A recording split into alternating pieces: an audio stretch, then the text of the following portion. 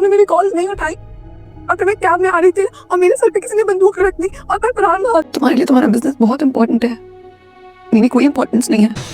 आइंदा मैं इस रंग का सूट ना तो तुम्हारी अलमारी में देखूं, ये तुम्हारे जिस्म पर। कैसे पता कि वो इल्जाम सच्चे हैं या झूठे? दोस्तों ड्रामा सीरियल जमा तकसीम के आने वाले एपिसोड में आप लोग देखने वाले हैं। ये ड्रामा बहुत ही इंटरेस्टिंग बन चुका है। जैसा कि आप सबको पता है कि लैला अब इस घर में खुश नहीं है और आए दिन कोई ना कोई इस घर में मसला होता रहता है। यहाँ पर उसका शौहर भी लैला का साथ नहीं देता। अगले ही सीन में दोस्तों आपको ये भी दिखाया जाएगा कि लैला अपने शौहर से आखिरकार बहुत तंग आकर बात करेगी कि मुझे अलग घर लेके दो, यहाँ मैं नहीं रह सकती, मेरा दम घुटता है। लेकिन दोस्तों केस कहेगा मैं अपने माँ बाप को छोड़कर नहीं जा सकता और मेरा सारा बिजनेस और जॉब यहीं है, मैं तुम्हें कैसे अलग घर लेके दूं। दोस्तों लैला कहती है कि वो तुम्हारा मसला है, लेकिन मैं इस घर में अब मज़ीद बर्दाश्त नहीं कर सकती। मुझे बहुत टॉर्चर किया जा रहा है, हर बात कोई ना कोई मुझे तंग करके चला जाता है। दोस्तों लैला से अब बर्दाश्त नहीं होता कि वो इस घर में रहे, लेकिन केस उसकी बात बिल्कुल नहीं सुनेगा क्योंकि वो तो अपने वालिदैन का लाडला है और अपनी लाडलेपन का फ़ायदा उठाकर अपने वालिदैन से बात भी करता है।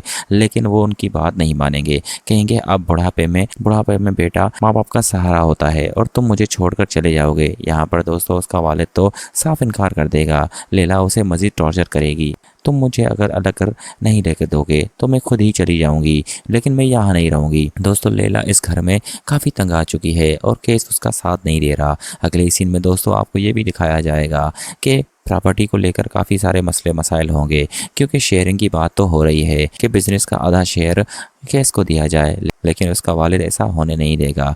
वहीं दूसरी तरफ दोस्तों आपको ये भी दिखाया जाएगा कि लैला जब कमरे में रो रही होगी तो केस उसे कहेगा कि क्या हुआ है।